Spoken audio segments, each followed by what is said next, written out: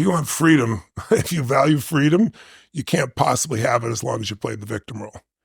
And even if you were physically victimized, and you know, my mom, I don't look at it that way. She was physically intense, and you could call it abusive. I prefer not to use that language because that also puts in that place.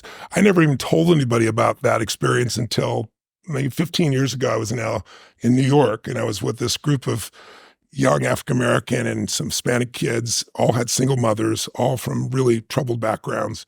And I started talking to them about various things. And I'm trying to get across that biography is not destiny.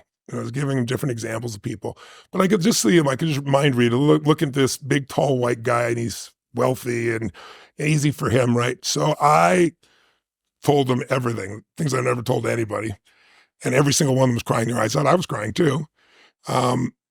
But then I got them to see that like none of that is makes you who you are. None of that controls where you are in your life. I was like, if my mom had been the mother I'd hoped she'd be, I would not be the man I'm proud to be.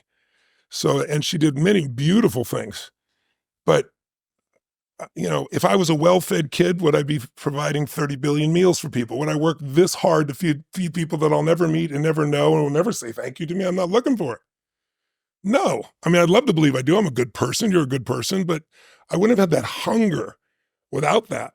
So that's where that belief comes from. That's like, life has been happening for me. I don't know if you can relate to this. My bet is you could. Maybe your viewers or listeners can. It's like, have you ever had something happen in your life that was horrible? I mean, it was painful. You'd never want to go through it again in a million years. You wouldn't want anybody else to go through it that you care about. But after 5 or 10 years, you look back and you say, I never want to go through it again. But now I see the wisdom in it. I'm glad it's like it made me care so much more. It made me so much stronger. It made something in me more. I mean, I'm sure you can relate to that, can't you? Yeah, for sure.